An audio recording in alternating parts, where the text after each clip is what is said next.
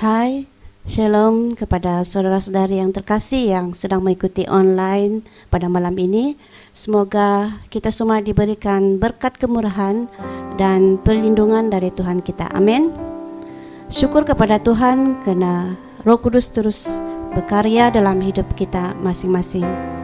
Mari kita mohon berkat Tuhan dalam nama Bapa, Putra, dan Roh Kudus. Amin. Mari kita angkat lagu ini sebagai persembahan doa kita kepada Tuhan. Beriku hati untuk menyembah-Mu.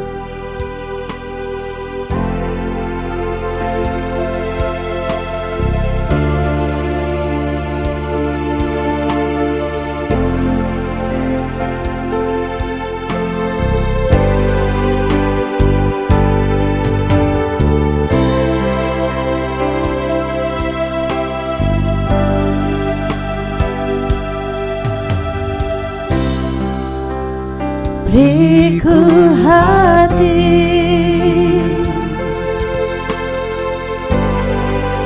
untuk menyembah-Mu. Beriku hati, beriku hati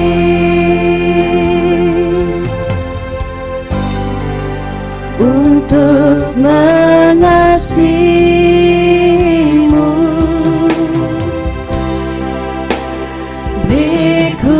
Hati memuji-Mu dan mengasihi Engkau seperti wanita yang datang mengurapi-Mu. Beriku hati,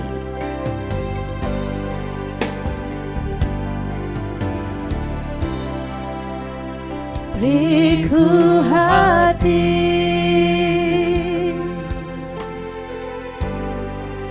untuk menyembah-Mu.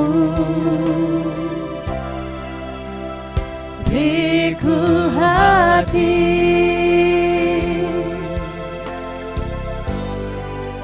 untuk mengasihi-Mu. Beriku hati memuji-Mu dan mengasihi Engkau seperti wanita yang datang mengurapi-Mu. Seperti wanita, seperti wanita yang datang mengurapi-Mu. Seperti wanita, seperti wanita yang datang mengurapi-Mu. Marilah kita berdoa dengan suara kedengaran. Ya Tuhan, ini kami, orang yang berdosa, yang selalu legah akan tanggung jawab kami terhadap-Mu. Ampunilah kami dan mohon belas kasihan-Mu terhadap kami. Ya Roh Kudus, ajarilah kami untuk mengasihi Engkau lebih sungguh dan sesama kami. Kemuliaan kepada Bapa, Putra, dan Roh Kudus, seperti pada permulaan, sekarang, selalu, dan sepanjang segala masa. Amin. Beri kemuliaan bagi Tuhan. Saudara-saudari yang terkasih, di dalam Tuhanlah kita akan menemui kesukaan dan kedamaian selamanya. Amin.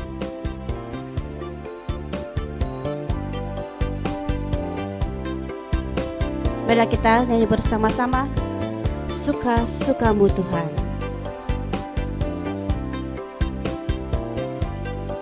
Sungguhlah hidupku telah ditebus oleh kuasa darah yang kudus. Sekarang hidupku bukan milikku lagi. Apapun yang Tuhan mau lakukan, apapun yang Tuhan mau inginkan, asalkan Tuhan ku senang, semua ku relakan, namanya dimuliakan. Suka-sukamu Tuhan, suka-sukamu Tuhan, suka-sukamu Tuhan, suka-sukamu Tuhan, suka-sukamu Tuhan, suka-sukamu Tuhan, suka-sukamu Tuhan, suka-sukamu Tuhan, suka-sukamu Tuhan. Sungguhlah hidupku, sungguhlah hidupku telah ditebus oleh kuasa darah yang kudus. Sekarang hidupku bukan milikku lagi. Apapun yang Tuhan mau lakukan, apapun yang Tuhan mau inginkan, asalkan Tuhan ku senang, semua ku relakan, namanya dimuliakan. Suka-sukamu Tuhan, suka-sukamu Tuhan, suka-sukamu Tuhan, suka-sukamu Tuhan, suka-sukamu Tuhan, suka-sukamu Tuhan, suka-sukamu Tuhan, suka-sukamu Tuhan, suka-sukamu Tuhan, suka-sukamu Tuhan, suka-sukamu Tuhan. Beri kemuliaan bagi Tuhan yang paling besar. Mari kita puji dan muliakan nama Tuhan, memerayu aku kinorohingan. Mari kita bertepuk tangan bersama-sama.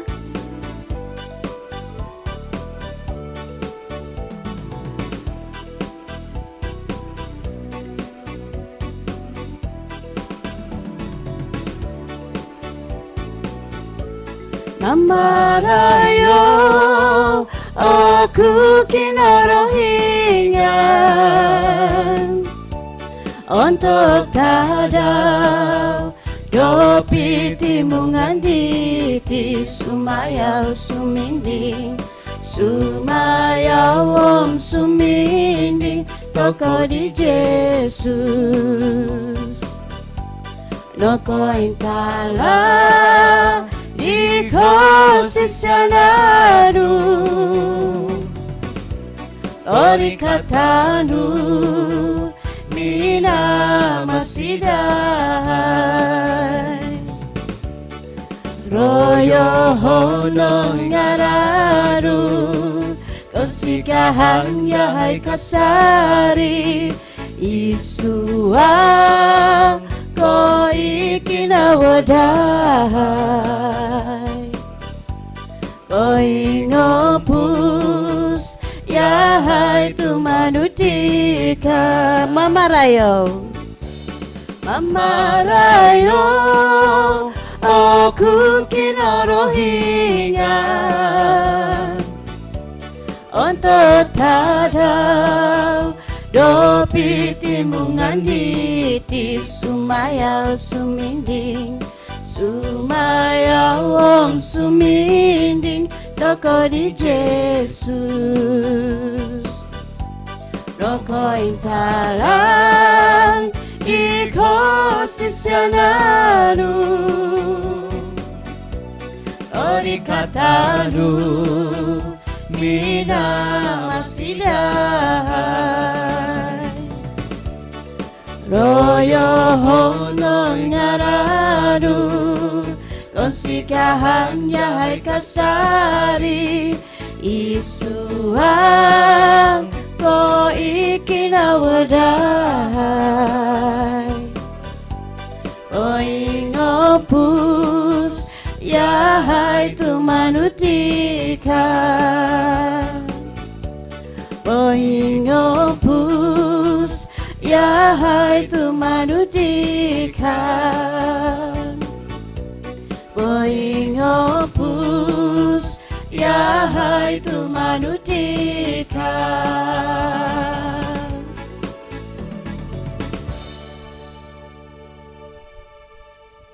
Saudara-saudariku yang terkasih, mari kita rasakan ketenangan itu datang dari Tuhan. Kasih Tuhan itulah yang melingkupi segala hal, keraguan kita, ketakutan kita dalam hati kita. Biarlah pada saat ini kita serahkan semua itu kepada Tuhan.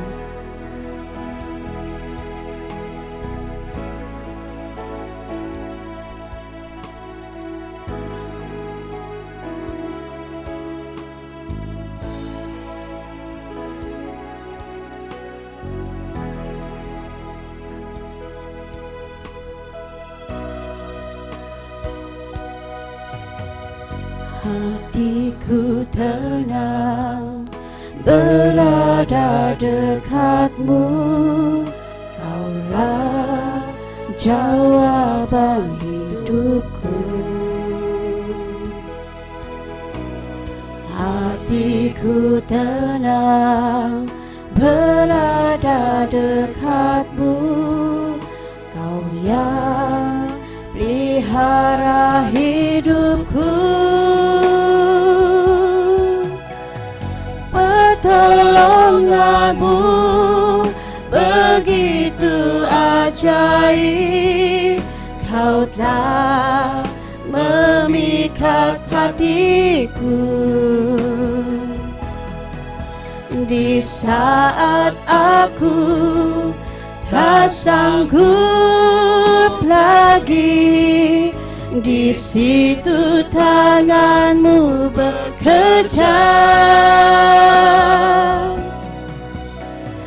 Pertolonganmu begitu ajaib, Kau telah memikat hatiku.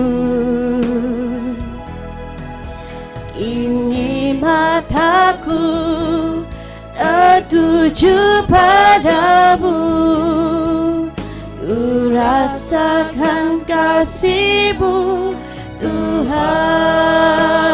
Mari kita berdoa dengan suara kedengaran.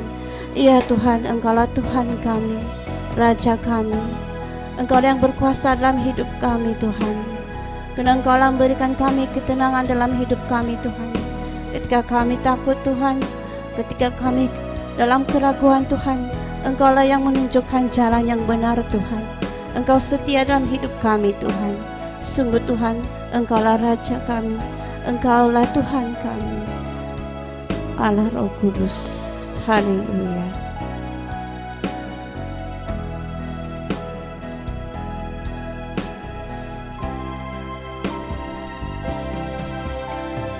Pertolonganmu begitu ajaib, Kau telah memikat hatiku. Di saat aku tak sanggup lagi, di situ tanganmu bekerja. Pertolonganmu begitu ajaib, Kau telah memikat hatiku. Ini mataku tertuju padamu, ku rasakan kasih-Mu Tuhan. Ku rasakan kasih-Mu Tuhan. Ku rasakan kasih-Mu Tuhan. Kau Allah yang setia, Allah yang penuh kasih. Terpujilah Tuhan, oh haleluya, Allah yang kudus. Terpujilah Engkau Tuhan selama-lamanya. Haleluya, oh haleluya, haleluya, haleluya.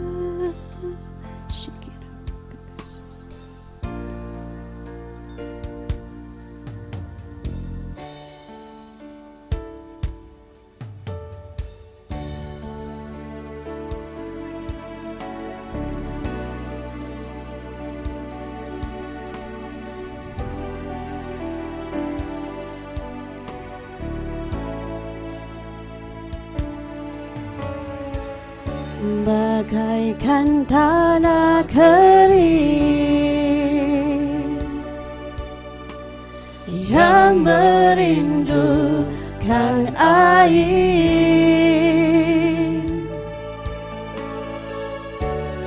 demikianlah jiwaku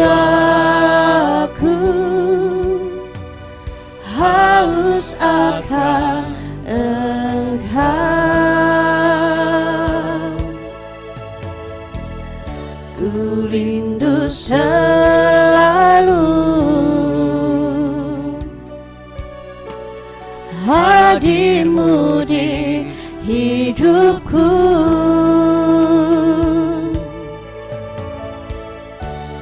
memulihkan jiwaku, hapuskan air mataku, mengalirlah kuasa Roh Kudus,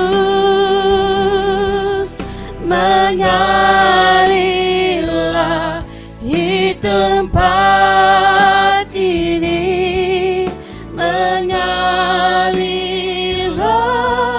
oh Roh Kudus.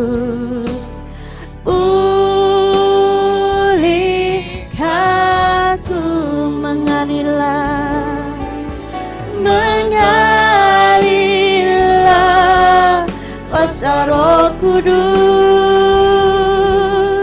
mengalirlah di tempat ini, mengalirlah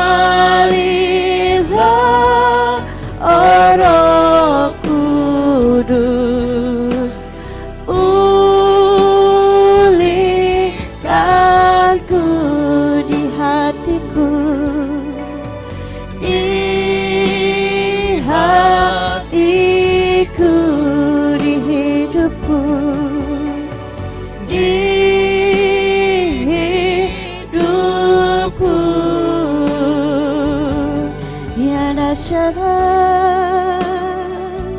Indah kasih,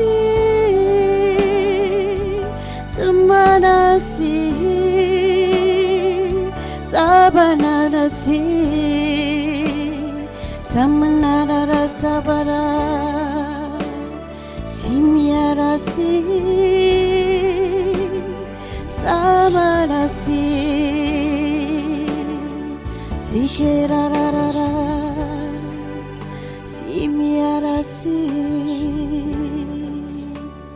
seminarasi, sikirasiki.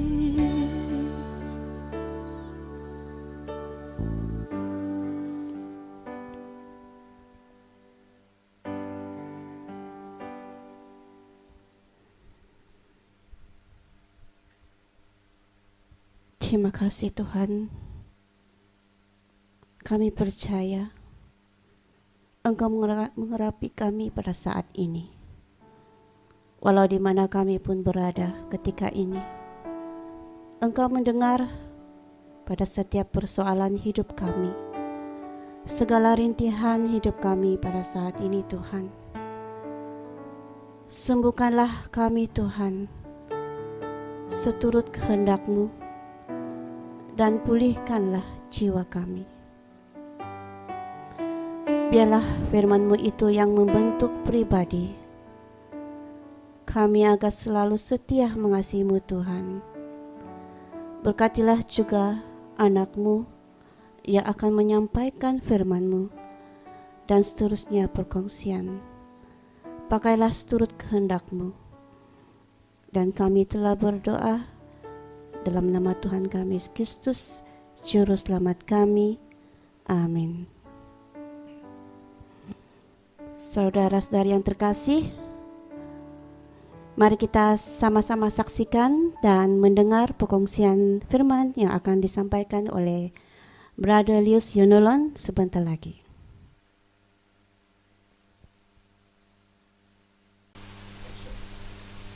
Shalom dan salam damai kepada saudara dan saudari semua yang saya kasih dalam Kristus Yesus. Dan terima kasih kepada kru daripada Saint Joseph Minawo yang memberi kesempatan kita untuk bertemu lagi. Khususnya saya memberi sedikit pengalaman yang saya ada dalam satu topik, yaitu mengenai pelayanan doa kesembuhan. Saudara dan saudari, kalau kita tengok di dalam 1 Tesalonika bab 5 ayat 16 hingga 18 ada tertulis seperti ini. Bersukacitalah senantiasa, tetaplah berdoa, mengucap syukurlah dalam segala hal, sebab itulah yang dikehendaki Allah di dalam Kristus Yesus bagi kamu. Jadi saudara dan saudari, 3 perkara yang dikehendaki Allah dalam Kristus Yesus bagi kita yang kita perlu lakukan adalah, pertama kali kita perlu menjaga diri kita supaya sentiasa dalam keadaan bersukacita, walaupun zaman ini zaman pandemik COVID-19. Tetapi saya kira kita tidak boleh kehilangan sukacita itu, karena ini adalah satu perintah Tuhan untuk menjaga sukacita itu sentiasa hidup di dalam kehidupan kita. Jadi selain daripada bersukacita, pada kesempatan ini juga kita akan bercakap mengenai berdoa. Dikatakan dalam ayat 17, tetaplah berdoa. Jadi tetaplah berdoa itu adalah suatu perintah supaya kita sentiasa berdoa. Dan setelah kita berdoa, kita perlu juga mengucap syukur dalam segala hal. Jadi 3 perkara ini sangat kait mengait dan diperintahkan bagi kita semua yang percaya kepada Tuhan Yesus untuk kita lakukan dalam kehidupan kita. Jadi tetaplah berdoa. Mungkin kita berpikir masih relevankah bagi kita untuk berdoa, khususnya lagi kalau untuk orang-orang yang sedang sakit. Sedangkan pada masa ini seluruh dunia mengalami semacam pandemik, orang banyak yang sakit di sana sini dan banyak yang berdoa, tapi hasil doa itu dapat kita rasakan seolah-olah kan. Saya mendengar beberapa orang mengatakan, beberapa orang di negara Eropa sana sudah kehilangan imannya kepada Tuhan Yesus gara-gara pandemik ini. Mereka mempersoalkan tentang cinta kasih Tuhan dan berbagai-bagai alasan yang lain. Tetapi daripada ayat ini kita diperintahkan untuk tetaplah berdoa. Jadi bagi saya tidak ada alasan untuk tidak berdoa kepada siapa saja. Berdoa itu kita lihat juga seperti Marta dan Maria kan. Kalau kita tengok di sana, macam sepertinya Yesus memuji Maria yang mendengar Yesus berbicara, sedangkan Marta sibuk di dapur mengurus itu ini. Tetapi Yesus memuji Maria. Apakah berdoa ataupun berbicara kepada Tuhan yang seperti itu yang dimaksudkan di sini dalam topik ini? Saya kira iya boleh tidak, tetapi iyahnya karena tetaplah berdoa, tapi tidaknya karena doa yang akan kita laksanakan dalam pelayanan doa ini adalah suatu doa yang tidak seperti yang dilakukan Maria, di mana dia duduk bersimpu di dekat Yesus mendengarkan kata-kata Yesus. Kalau kita zaman ini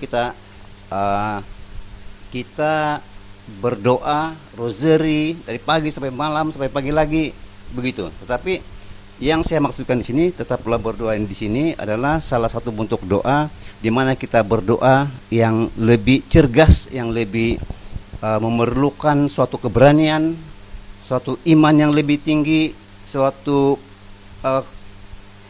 penyerahan total kepada Tuhan untuk melaksanakannya.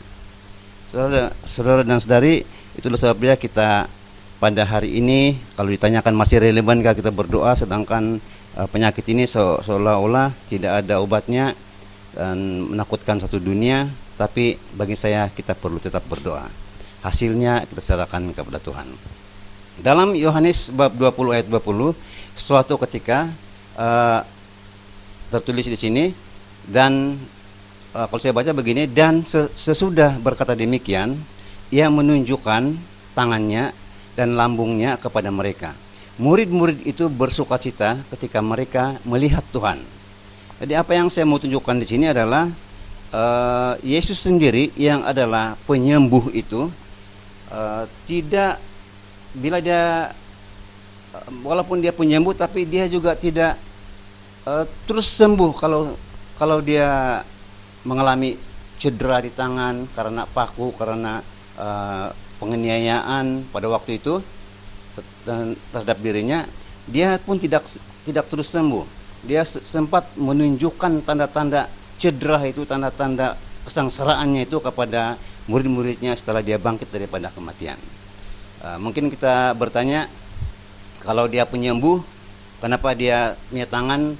Mungkin sampai sekarang kalau kita mau mengenal Yesus, haruslah Yesus yang tangannya itu telah ditembusi paku di kiri dan kanan, dan juga begitu di kaki dan di lambungnya.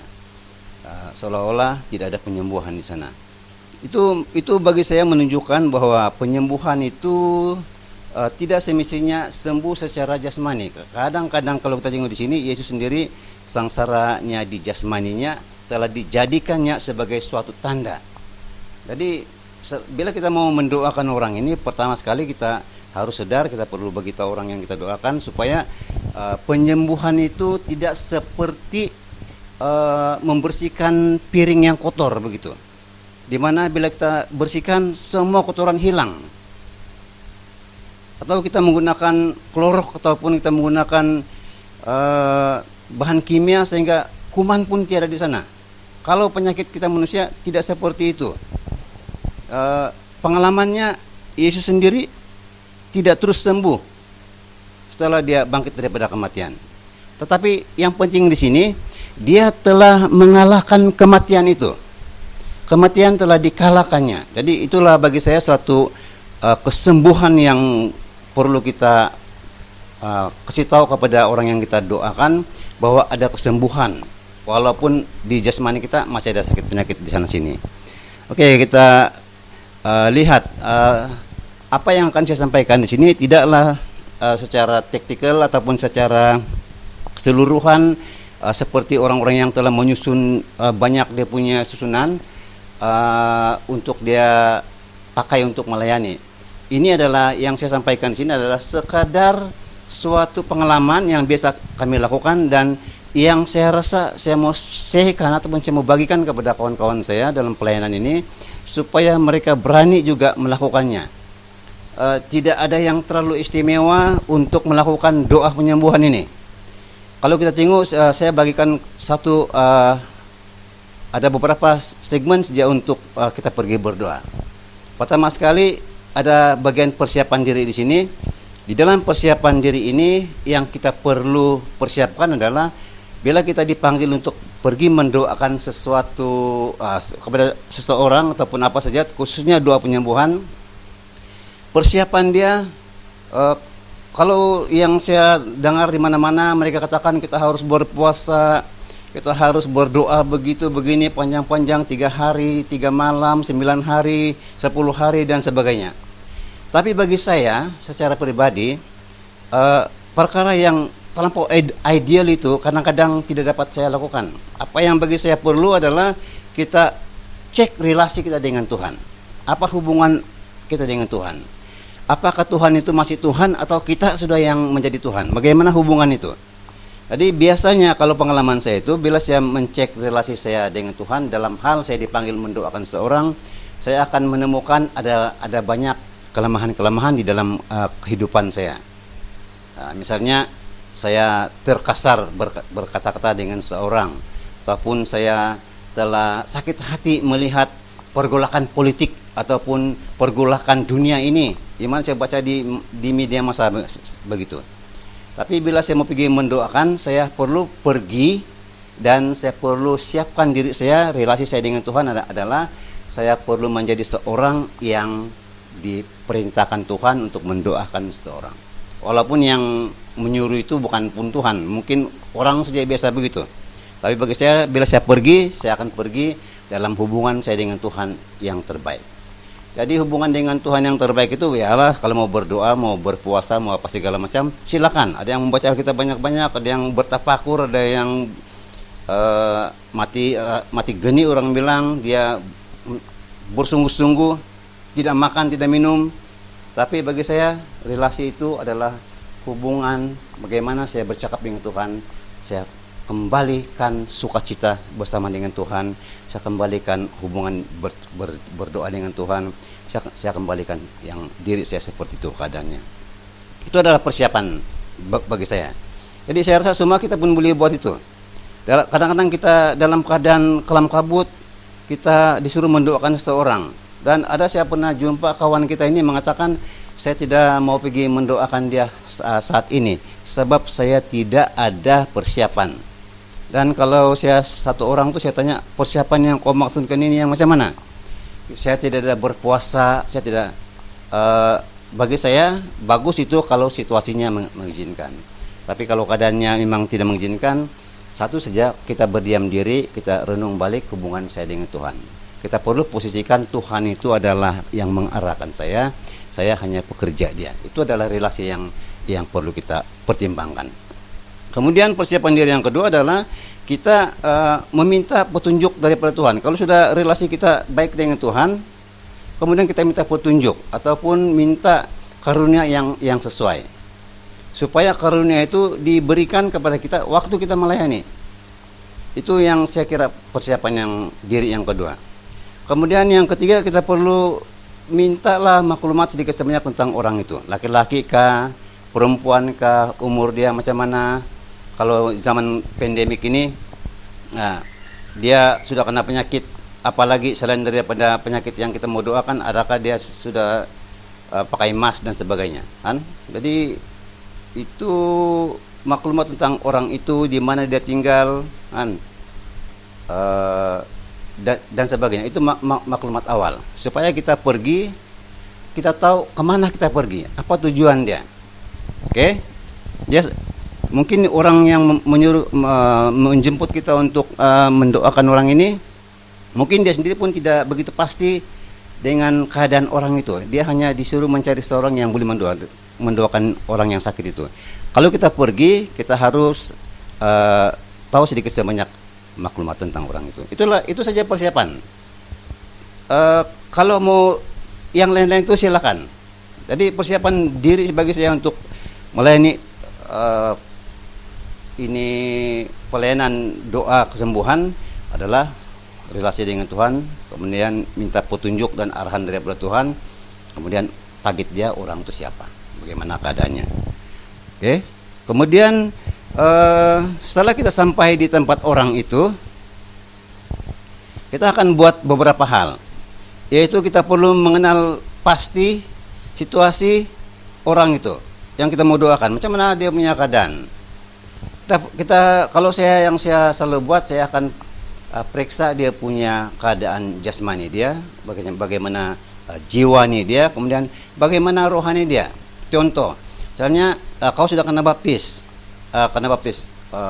di gereja mana kau bikin misa selalu?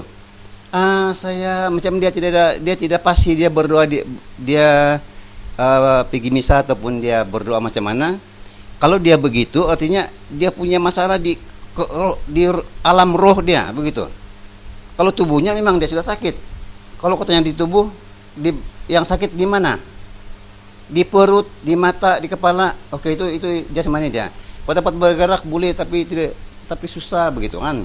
Kemudian apa yang kau rasa? Kalau kau punya perasaan macam mana?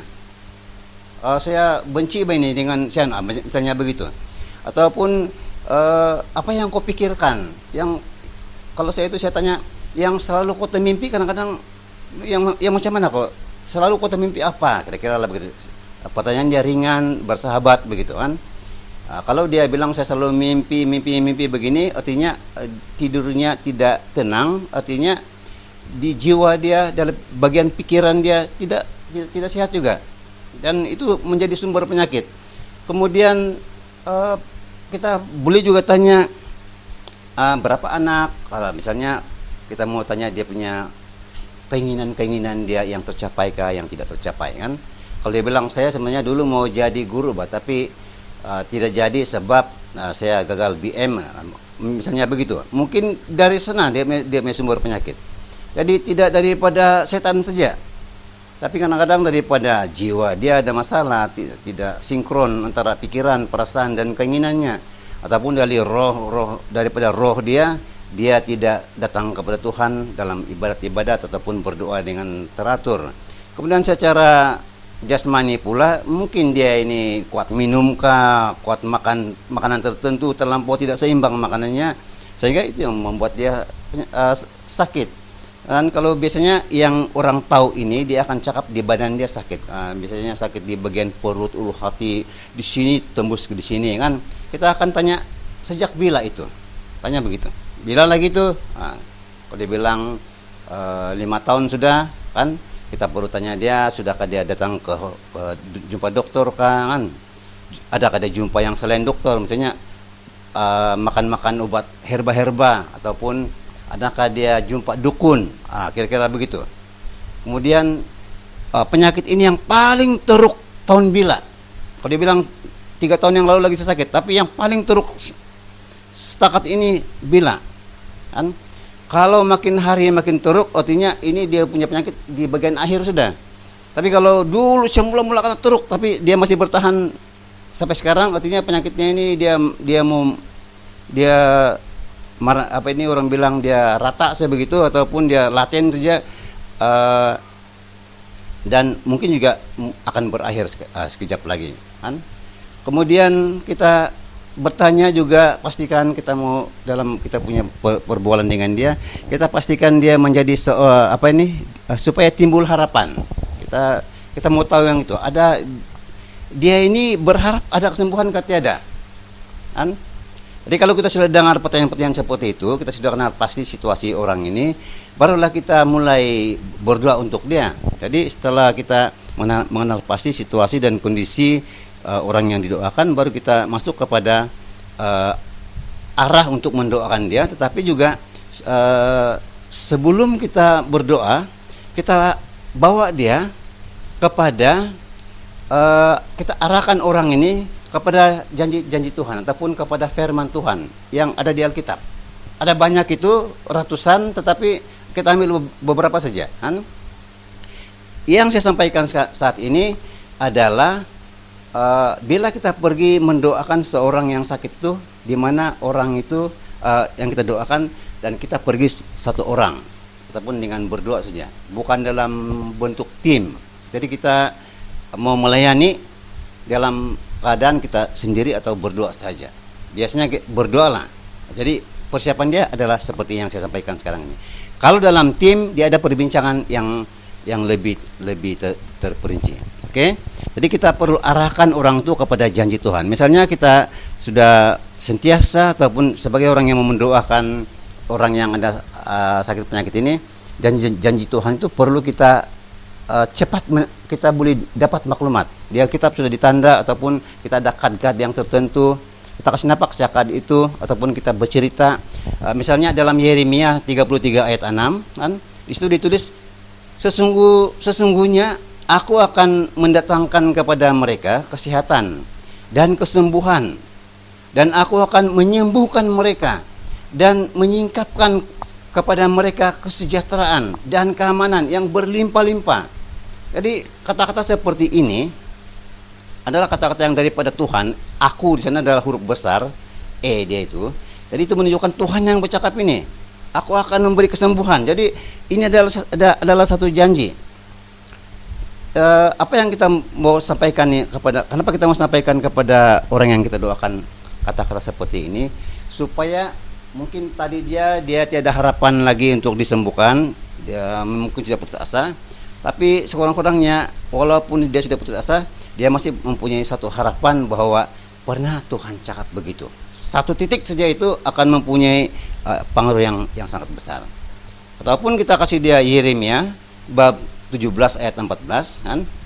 Kenapa ambil satu ayat saja? Sebab kalau kau baca semua ayat, orang sudahlah sakit, kau kasih lagi 20 ayat, pingsanlah dia di sana. Kita baca Yeremia 17 ayat 14. Sembuhkanlah aku ya Tuhan, ini satu doa. Sembuhkanlah aku ya Tuhan, maka aku akan sembuh. Selamatkanlah aku, maka aku akan selamat. Sebab engkaulah kepujianku. Jadi kata-kata yang seperti ini kita mau sampaikan kepada orang yang kita doakan supaya dia mempunyai sesuatu kekuatan yang dari dalam, yang daripada roh dia. Sebab ini bahasa begini, ini bahasa rohani ini. Jadi dari dalam roh dia. Kalau dipakai di pikiran dia saja tidak guna semua ini. Bagi orang yang sudah sakit, mana lagi mau dengar yang begini.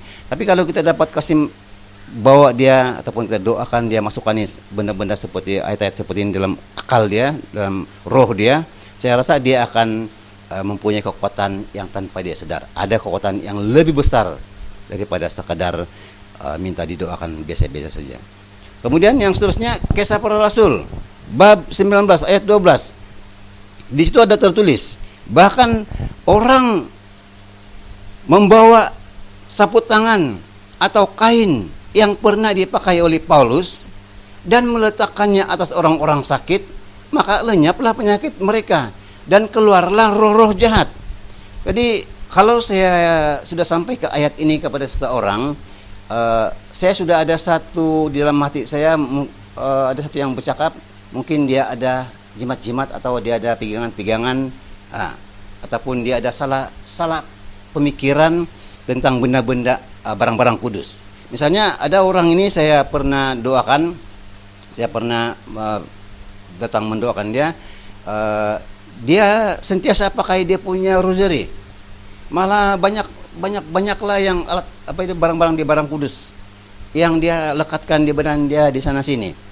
Jadi seolah-olah benda-benda itulah yang akan boleh menyembuhkan dia. Tetapi dia mulai kecewa sebab benda-benda itu macam tiada ada apa-apa juga, kan? Jadi saya mau katakan di sini, kenapa sapu tangan si Paulus ataupun kain yang pernah dia pakai boleh menyembuhkan orang? Karena orang mengatakan, ya ini bekas si Paulus, dan orang kenal Paulus itu adalah seorang pelayan Tuhan yang telah menyerahkan hidup dia kepada Tuhan. Dan iman yang seperti itulah yang boleh menyebabkan ada kesembuhan, bukan benda itu sendiri. Oke, jadi seterusnya kita bawa dia kepada Matius 19 ayat 2. Orang banyak berbondong-bondong mengikuti dia, dan ia pun menyembuhkan mereka di sana. Kan, jadi orang yang berharapkan kesembuhan daripada Tuhan mengikuti Yesus. Perkataan berbondong-bondong mengikuti dia itu kita perlu perhalus kepada dia supaya dia sadar dia pun mengikuti Yesus dan dia perlu bersungguh-sungguh ikut. Kan, kita perlu membawa dia menyadari bahwa seorang pengikut Yesus itu adalah betul-betul yang mengikut. Kan, orang mengatakan kepada saya, kalau mau ikut Tuhan itu kita harus tinggalkan segala sesuatu. Artinya kita kosong dari segi apapun yang tiada lagi yang boleh mengikat kita. Kita mungkin kaya, tetapi bukan harta itu bukanlah kita buang-buang di siring jalan begitu, tapi maksudnya bukan itu yang kita utamakan dalam kehidupan kita. Kita lebih utamakan suara Tuhan yang ada di dalam diri kita. Saya kira itu yang perlu kita kasih sadar orang yang kita doakan, bahwa dia perlu melakukan mengikuti Yesus itu seperti orang banyak. Semua berbondong-bondong ini, semua berkerumun mau ikut Yesus. Nah, apakah orang yang kita doakan ini dia seperti itu, ataupun dia orang yang pergi gereja juga kadang-kadang suka hati. Jadi kita mau kasih sadar dia bahwa kalau mengikuti Yesus itu ikut Yesus yang betul-betul, supaya kalau kita doakan dia akan ada kesan dia yang lebih positif. Kemudian kita bawakan lagi, arahkan dia kepada janji Tuhan. Misalnya Mazmur 103 ayat 3. Di sana ada dikatakan, dia yang mengampuni segala kesalahanmu. Kan? yang menyembuhkan segala penyakitmu. Dia di sana ada, di itu huruf besarnya, dia itu Tuhan. Tuhan yang mengampuni kesalahanmu. Jadi kalau saya biasanya kasih napak ayat ini, saya sebenarnya akan berbincang dengan dia bahwa mungkinkah ada kesalahan, mungkinkah ada sesuatu yang dia rasa salah tapi dia sembunyikan. Perkara-perkara seperti begini boleh menyebabkan orang sakit, ataupun sakitnya sebenarnya sebesar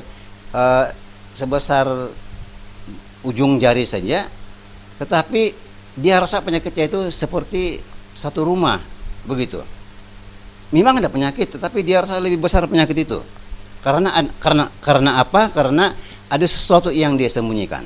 Apa yang dia sembunyikan itu kalau dalam ayat ini, dia yang mengampuni segala kesalahan. Mungkin juga ada kesalahan, kan? Bukan bilang kejahatan, salah saja, kesilapan.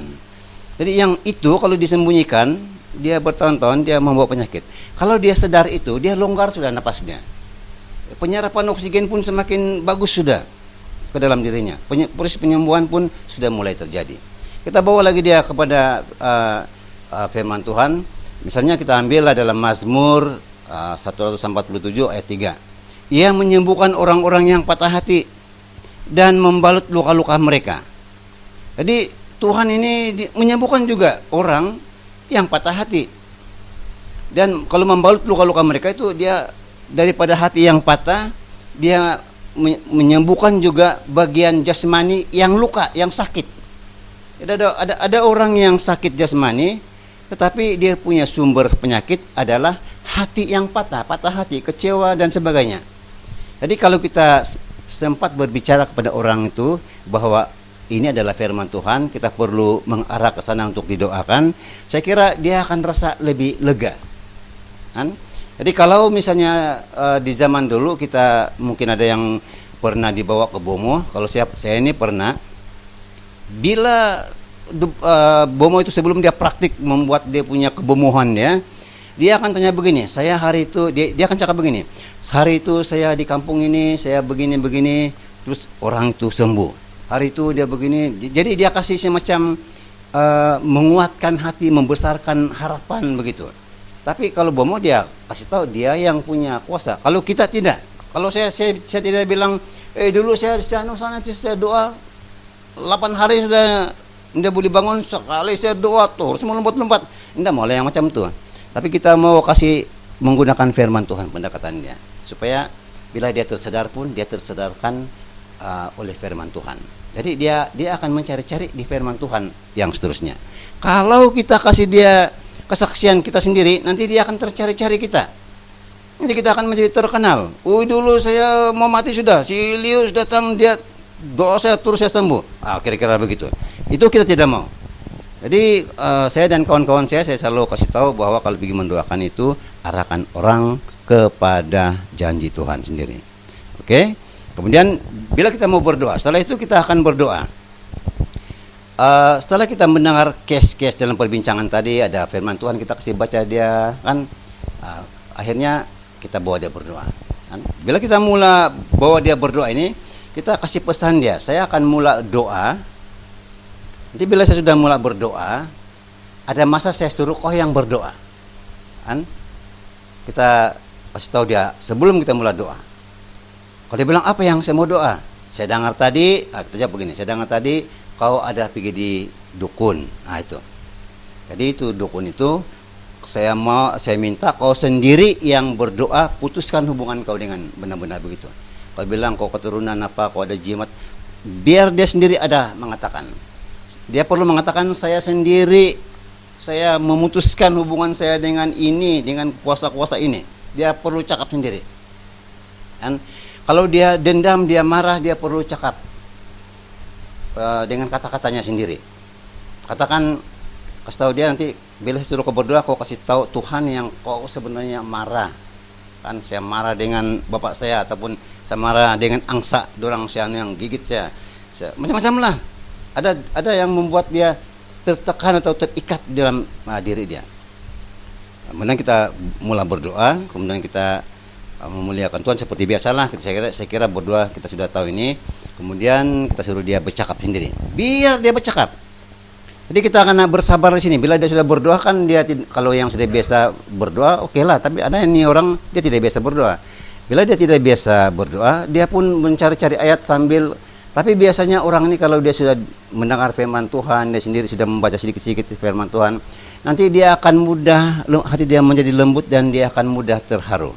Dan bila dia sudah terharu ini, dia mau cakap satu ayat pun lambat.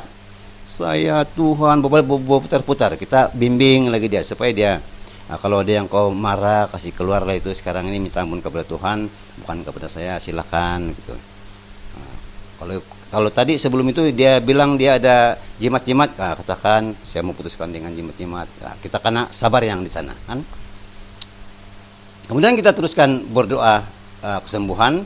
Dalam doa kesembuhan ini, kalau kita dengar dia punya penyakit itu karena pengalaman hidup dia ada jimat-jimat, kita perlu suruh dia sendiri tolak dulu itu, baru kita dengan tegas usir ini kuasa-kuasa gelap ini yang menyebabkan dia tersesat dan dia mengalami sakit penyakit di sana sini.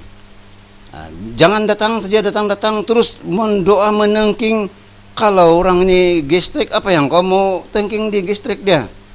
Ya gastrik mungkin di pikiran dia terlampau kacau sehingga dia punya lambung dia ataupun dia punya perut menjadi acid, itu yang bikin dia gastrik. Apa yang mau diusir sana? Mana ada yang mau lari, kan? Tapi kalau dalam pikiran dia penuh dengan kedendaman sehingga ada sudah roh jahat pun sudah membisik dalam hati dia untuk membalas dendam, ya itu yang boleh diusir. Itu kuasa-kuasa kegelapan dan dia punya praktek-praktek itu boleh diusir. Tapi kalau kuman, apa yang mau diusir kalau kuman? Kan? Jadi kita mengusir itu biar yang boleh diusir. Kalau kuman kita berdoa supaya kuman itu pergi. Macam mana dia mau pergi? Kan? Kalaulah dengan mudah kita boleh usir semua kuman, saya kira COVID ini tidak sampai begini lama. Saya usir saja, pergi kau ke bulan, pergilah dia di bulan. Tapi kan tidak seperti itu. Jadi saya rasa ada benda yang kita perlu usir, ada yang tidak. Jangan sikit-sikit mengusir saja.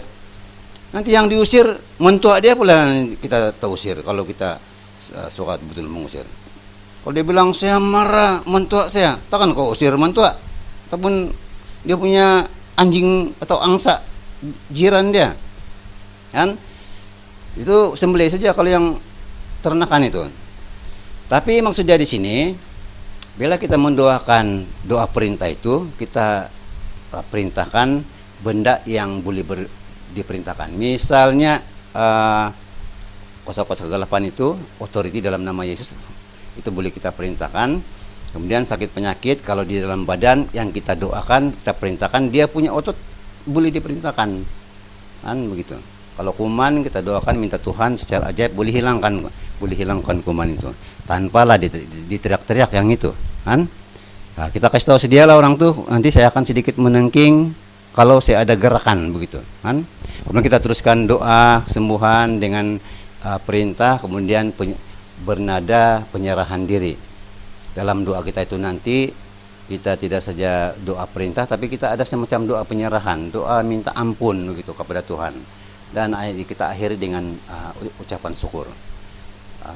Akhirnya itulah kita amin, kita selesai berdoa. Tapi bagi saya sebagai seorang yang mau pergi mendoakan ini, saya perlu ingatkanlah kepada kita dan kawan-kawan semua ataupun siapa sajalah bahwa karunia-karunia itu bukan milik kita. Segala macam karunia itu memang ada, tetapi dia akan sentiasa menyertai kita apabila kita melayani dalam nama Tuhan Yesus. Itu karunia akan datang. Nah, kita percaya karunia itu ada. Kita tidak perlu tunggulah dulu sampai ada lonceng dari surga berdengung di telinga kita yang mengatakan, Lius, kau ada sudah karunia menyembuhkan. Baru kita mau pergi, tidak payah ada itu. Semua karunia akan bekerja menurut cita rasa Tuhan sendiri. Tidak payah ada kita mau klaim saya ada karunia itu. Dari dulu saya suka mengatakan kita melayani saya dengan tulus, ikhlas, penuh kasih.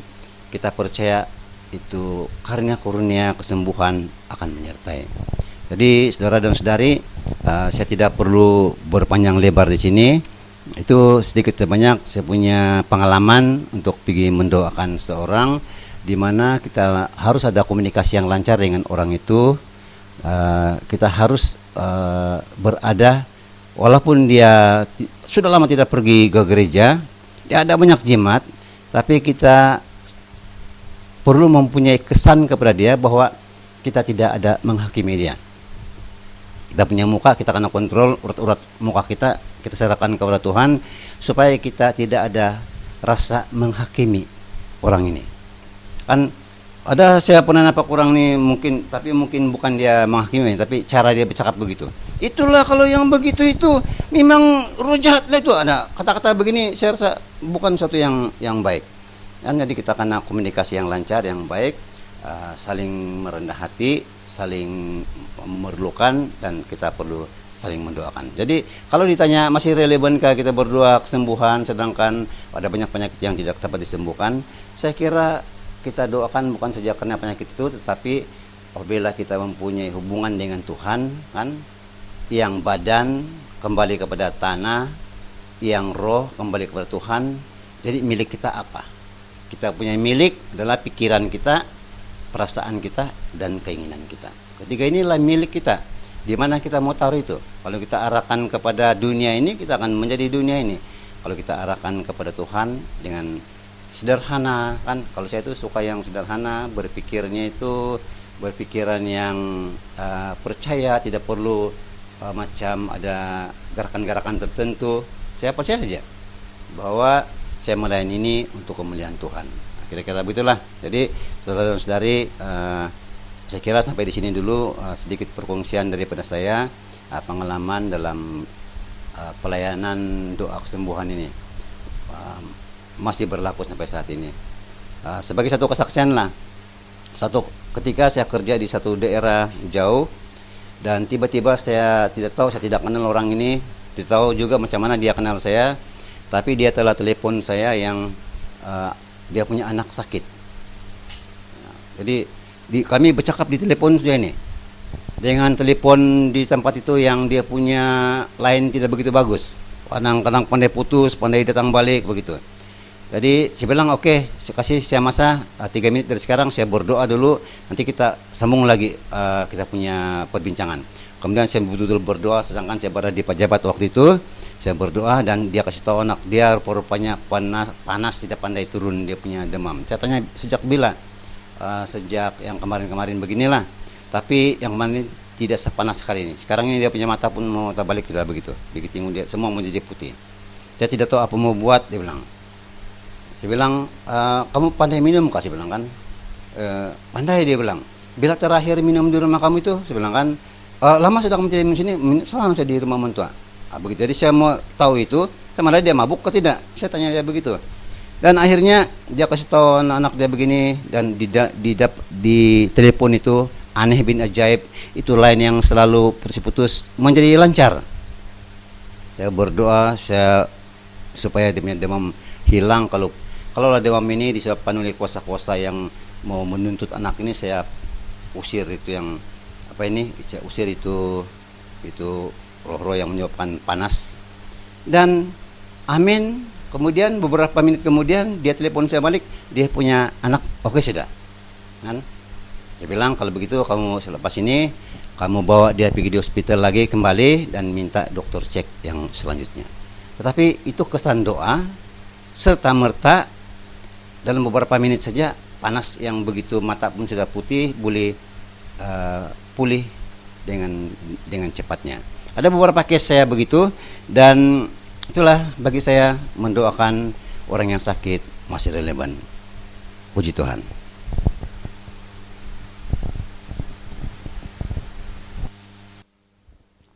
Demikianlah perkongsian yang telah disampaikan oleh Brother Lius sebentar tadi. Semoga ini akan berikan inspirasi dan diharapkan ia dapat membantu perkembangan dalam pembentukan iman kita masing-masing. Mari kita masuk dalam doa penutup dan kita berdoa sekali lagi dalam suara kedengaran. Allah Bapa di surga, terima kasih atas campur tangan Engkau dalam pelaksanaan KD online ini. Biar Roh Kudus-Mu terus membimbing dan berkarya pada setiap hati kami masing-masing, walaupun di mana kami berada ketika ini. Berkatilah kami dan keluarga kami, di mana saja mereka berada ketika ini, agar iman kita tetap teguh dan setia pada Tuhan kita Yesus Kristus. Amin. Kita mohon berkat Tuhan dalam nama Bapa, Putra, dan Roh Kudus. Amin. Bagi makluman bersama, dalam kesempatan ini diucapkan terima kasih kepada semua kru di sebalik tabir kelompok doa ini yang terdiri daripada Bro Kenneth dan Bro Fabian, serta penyanyi latar kita Sis Edith, Bro Jude, dan adik Anding. Terima kasih di atas pelayanan Anda selama ini. Dan tidak lupa juga ucapan terima kasih setinggi-tinggi penghargaan kepada Anda, saudara-saudari yang di luar sana, sama ada berada di Semenanjung, Sabah, dan Sarawak, dan mungkin juga ada yang dari negara jiran kita, yaitu Brunei dan Indonesia. Terima kasih di atas sokongan Anda dan kesetiaan Anda dalam menyertai KD Online ini.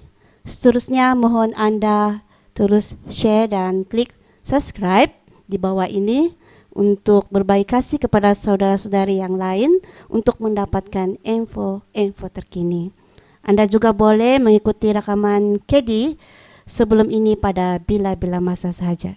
Kita turut merakamkan kemaafan di atas kekurangan sepanjang KD Online ini dilaksanakan. Dan sebagai lagu penutup kita nyanyi bersama-sama, Hidup Ini Adalah Kesempatan.